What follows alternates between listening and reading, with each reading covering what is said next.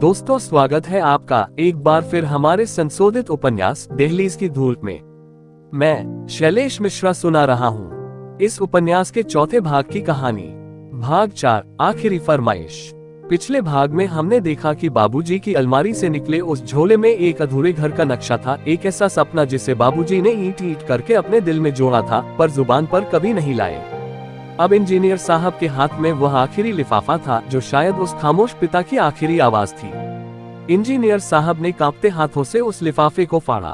अंदर से एक साधारण सा पोस्ट कार्ड निकला जिस पर स्याही कहीं कहीं आंसुओं से धुंधली पड़ गई थी। बाबूजी ने लिखा था, बेटा, मुझे पता है कि जब तुम ये खत पढ़ रहे होगे मैं उस पुराने बरामदे में नहीं हूँगा जहाँ बैठकर मैं तुम्हारी राह तकता था। लोग कहते हैं कि बड़े होकर बच्चे पंख फैलाकर उड़ जाते हैं और मैं खुश था कि तुम बहुत ऊंचे उड़े। लेकिन एक बात कहूँ, शहर के उस 25वीं मंजिल के फ्लैट में जब मैं तुम्हारे पास रहने आया था तो वहाँ की खिड़कियों से आसमान तो दिखता था पर जमीन का एहसास नहीं होता था। खत में आगे लिखा था, मुझे आलीशान मकान नहीं चाहिए था, मैं तो बस चाहता था कि अपनी इसी पुरानी दहलीज पर जिसे तुम्हारे दादाजी ने बनाया था हम साथ बैठें।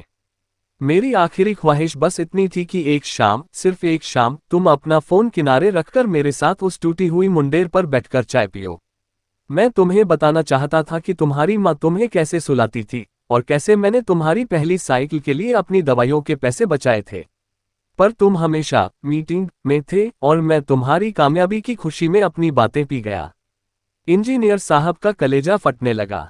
उन्हें याद आया कितनी बार बाबूजी ने कहा था, लल्ला जरा बैठो तो पास।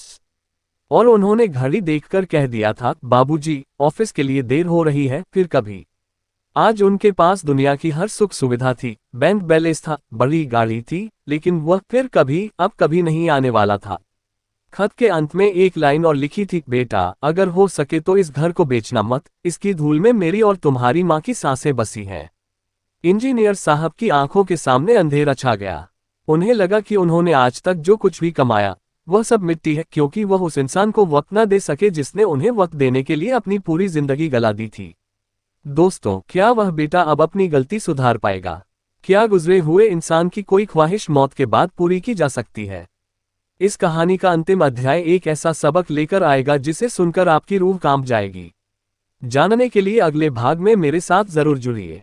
मैं शैलेश मिश्रा आपसे फिर मिलूंगा भाग 5, आखिरी फरमाइश में। तब तक के लिए अपना ख्याल रखें।